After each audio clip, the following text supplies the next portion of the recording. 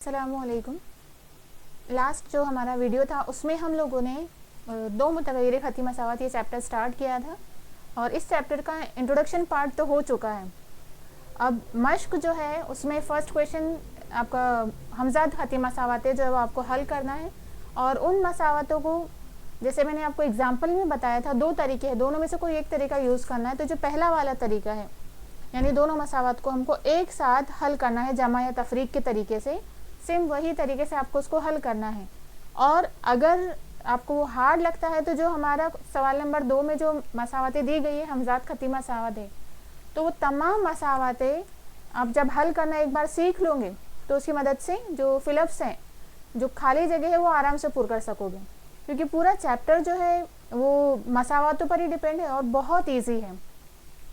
तो शुरुआत करते हैं मश्क में। मश्क 1.1 का सवाल नंबर 2 का जो पहला क्वेश्चन है, पहला बिट है, उससे स्टार्ट करते हैं। तो हमने पहले देखा था कि दोनों मसावतों को हम मसावत नंबर 1 और 2 दे देंगे।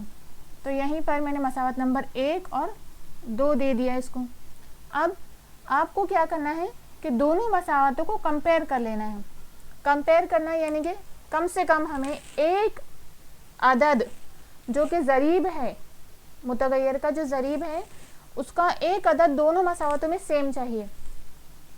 यहाँ पे 3 है, यहाँ पर a है, यहाँ पर 5 भी है, 5 भी, और इधर भी 5 भी है। लेकिन अगर दोनों जगह पर जो वेरिएबल यानी जो मुतग़य्यर है उसके साथ का जो अदद है ज़रीब जिसे कहते हैं हम, ज़रीब अगर दोनों में सेम है तो हमारे लिए आसानी होगी। लेकिन एक मसला है कि हमको उनकी अलामतें जो है, अगर नंबर एक जैसे है तो अलामतें उनकी मुख्तलिफ होना चाहिए। अगर मुख्तलिफ नहीं है तो उस सूरत में हम एक काम कर सकते हैं कि इस मसावत में से यानी मसावत 1 में से मसावत 2 को नफ़ी कर सकते हैं। तो मसावत 2 को 1 से तफरीक करने पर, ठीक है। अब आप क्या लिखोगे, पहले मसावत नंबर 1 3a जमा 5b बराबर 26, तफरीक a जमा 5b बराबर 22, ये हो गई मसावत नंबर 2। अब हम क्या करेंगे, जैसे यहाँ नफ़ी की अलामत आ जाती है तो नफ़ी की अलामत को आप इस तरह समझ सकते हैं कि 3a जमा 5b ये एक कौस में है, फिर तफरीक ये वाली कीमत जो है दूसरे कौस में है, a जमा 5b। अब क्या करना है कि मसावत में ये जो बाद वाली मसावत है इसमें नफ़ी की अलामत को अंदर ज़र्ब करना है। कभी भी हम जब दो मसावतों को आपस में तफरीक करते हैं ना, तो दूसरी जो मसावत होती है उसमें नफ़ी की जो अलामत होती है वो अंदर ज़र्ब हो जाती है।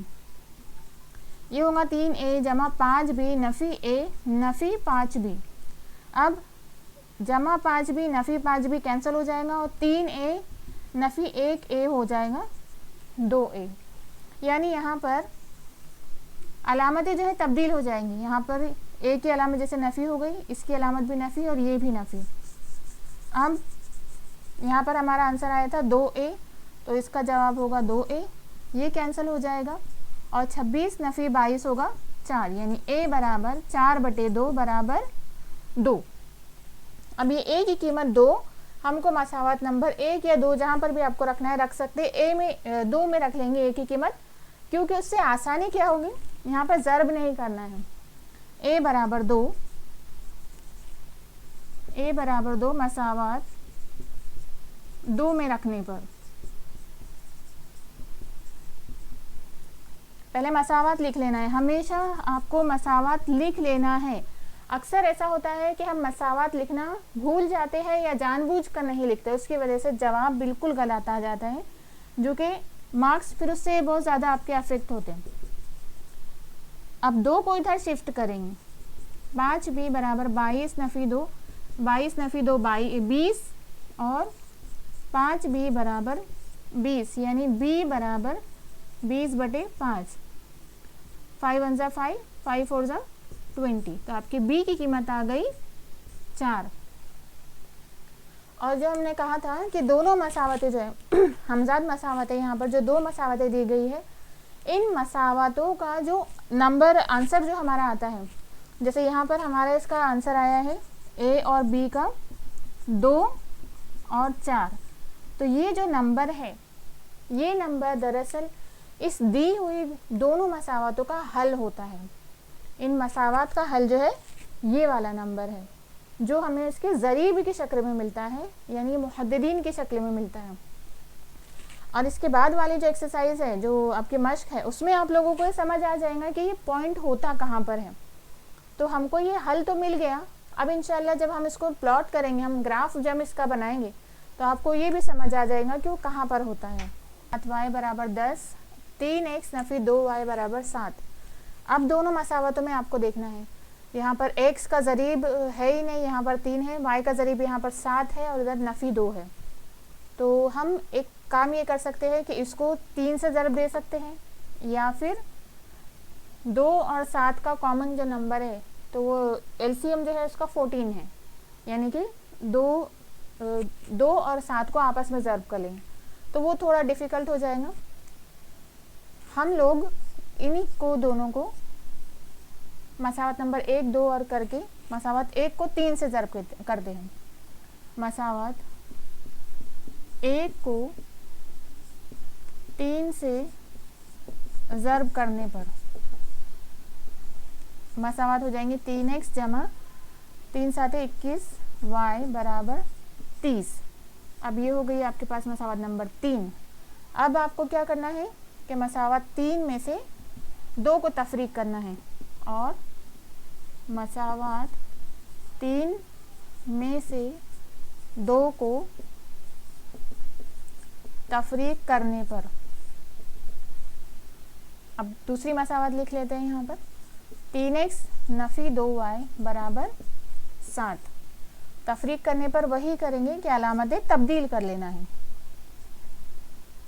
जमा 3x नफ़ी 3x कैंसिल, 21y जमा 2y, 2 और 21 23y बराबर 30 नफ़ी 7 23, यानी y बराबर 23 बटे 23 यानी 1।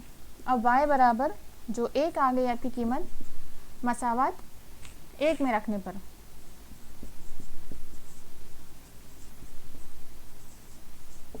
मसावत 1 में अब हम इसकी कीमत रख दिए, तो ये हो गया x जमा 7y। एक बार फिर से वही बात दोहरा रही हूँ कि कभी भी डायरेक्टली कीमत नहीं रखना है, हमेशा मसावत लिखना है पहले, उसके बाद कीमतें रखेंगे। x जमा 7 1 7, x जमा 7 बराबर 10, यानी x बराबर 10 नफ़ी 7। और दूसरी बात कि जब हम यहाँ पर जमा 7 है उसको बराबर के दूसरी तरफ ले जाएंगे, तो उस सूरत में हमेशा उसकी अलामत को चेंज करना है, वरना ऐसे नहीं कि x जमा 7 लिख दोगे 17 हो जाएगा, जबकि उसका जवाब 3 है।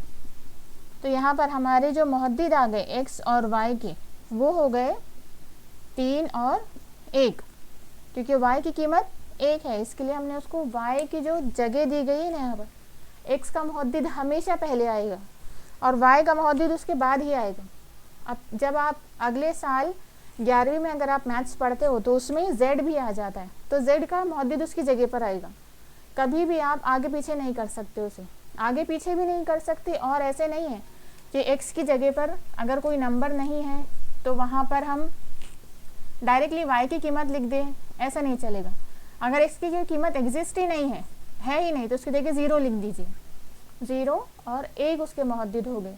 इसलिए ये सिफर की कीमत भी लिखना ज़रूरी है, जिससे आपको ये समझ में आए कि हम जो ग्राफ बना रहे हैं, ग्राफ पेपर पर आप जो ग्राफ बनाते हैं, तो वहाँ पर हर पॉइंट की जो जगह है वो दरअसल यही मुहद्दिद बताते हैं हमें। ये जो मुहद्दिद हमें हमजाद मसावतों को हल करने के बाद मिलते हैं, वही मुहद्दिद बताते हैं कि उसकी जगह कहाँ पर है ग्राफ पर। अगला जो क्वेश्चन है हमारा, 2x minus 3y is equal to 9, 2x plus Y is equal to 13। Question देखकर ही आप समझ गए कि 1 में से आपको 2 को सब्ट्रैक्ट करना है, ये तफरीक करना है। मसावत 1 में से 2 को तफरीक करने पर, क्योंकि दोनों में 2x है, यानी दोनों भी जो है उनके ज़रीब यकसा है, तो हमारे लिए आसानी हो जाती है। 2x नफ़ी 3y बराबर 9, 2x जमा y बराबर 13। तफरीक करने पर अलामतें तब्दील हो जाएगी। जमा 2x नफ़ी 2x कैंसिल, नफ़ी 3y और y। हमेशा ये बात याद रखिए कि जब भी दो नंबर ऐसे हो जिनमें दोनों में नफ़ी की अलामतें हो, तो जब नफ़ी को जमा करते हैं हम नफ़ी में, तो हमेशा जवाब आपका दोनों को जमा हो जाएंगे, दोनों नंबर जमा होंगे और अलामत उनकी नफ़ी की आएगी। और जब हम एक अदद जमा का होता है और दूसरा अदद तफरीक होता है या नफ़ी का होता है, और उनमें अगर हम जमा कर रहे होते हैं तो अमल हमेशा तफरीक का होगा और अलामत जो आएगी वो बड़े अदद की आएगी। यानी अगर आपने अभी 3 में से 9 को तफरीक किया तो जो ये जमा किया तो अमल तफरीक का होगा, चाहे वहाँ पे जमा की अलामत हो। नफ़ी 9 में से 3 जो है तफरीक हो जाएगा, बचेगा 6, और बड़ा अदद 9 है इसलिए अलामत जो है वो नफ़ी की होगी। जबकि अगर इसके उल्टा होता 9 जमा नफ़ी 3 होता तो क्या करते हम, 9 में से 3 जो है तफरीक हो जाता, जवाब उसका 6 ही आता, लेकिन इस सूरत में जवाब जो है वो जमा में आएगा। और वजह क्या है इसकी कि बड़ा नंबर जो है उसकी अलामत जमा है। वैसे यहाँ पे नफ़ी 3y और y मिलकर हो जाएगा नफ़ी 4y। और यहाँ पर जो हमने यहाँ पर अमल किया है बस वही दिया है कि अमल होगा तफरीक का और अलामत बड़े अदद की आएगी, यानी नफ़ी 4। y बराबर नफ़ी 4 बटे नफ़ी 4। नफ़ी और दोनों तफरीक की अलामतें कैंसिल, 4 का 4, y बराबर 4 आ गया आपका जवाब। अब y का जो कीमत आई, अब इक्वेशन नंबर 1 जो मसावत नंबर 1 या 2 में रख दीजिए, जो आपको जिसमें दिल करें। मसावत 1 में रखते हैं हम,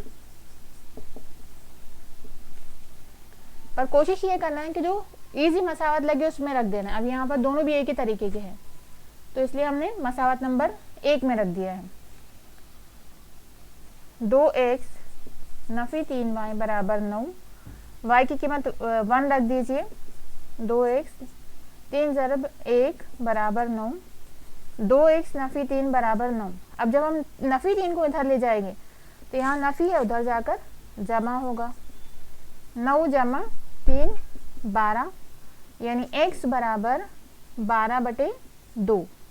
सो 2 ज़रब 6 12 होता है, इसलिए x की कीमत आ गई आपकी 6। तो इस मसावत का हल जो हुआ वो है xy बराबर 6 और 1। अगली मसावत नंबर 1 और 2। मसावत 2 में और 1 में जब हम कंपैरिजन करते हैं, इन दोनों का मुआवजा करते हैं, तो यहाँ पर 5m है, यहाँ पर 1 है ज़रीब m का, यहाँ पर नफ़ी 3 है, इधर नफ़ी 6 है। तो हम इस मसावत को एक तो हम यहाँ पे 2 से ज़रब कर सकते हैं या फिर इस मसावत को 5 से ज़रब कर सकते हैं। तो मसावत 2 को हम 5 से ज़रब दे देते हैं। मसावत 2 को 5 से ज़रब करने पर मसावत हो जाएंगी 5m नफ़ी 5 6 30, यानी नफ़ी 30n बराबर 5 ज़रब 7 नफ़ी 35। अब ये हो गई मसावत 3। फिर आगे हम क्या कर सकते हैं, अब ये 5m हो गया और यहाँ पे 5m जो है वो जमा का है, तो इन दोनों मसावत को हम तफरीक कर सकते हैं। मसावत 3 में से मसावत 2 को तफरीक करने पर मसावत 2 को मसावत 3 को 1 में से तफरीक करेंगे। तो मसावत नंबर 2 लिख लीजिए यहाँ पर, नहीं 3 ऑलरेडी हमारे पास लिखी है, 1 लिख लेंगे। 5m नफ़ी 3n बराबर 19। मसावत 3 को हम 1 में से तफरीक करते हैं, जमा 5m नफ़ी 5m, ये कैंसिल, और यहाँ नफ़ी यहाँ जमा और इधर नफ़ी। नफ़ी 30n में से जमा 3n हम तफरीक कर लेंगे। यही वाला रूल इस्तेमाल करना है कि जब भी दो आदाद ऐसे हैं कि जिनकी अलामतें मुख्तलिफ है तो हमको हमेशा यही तरीके से उसको हल करना है और उनमें जमा या तफरीक करना है, ये बात ख़ास तौर से ध्यान रखें। तो ये हो गया नफ़ी 27n।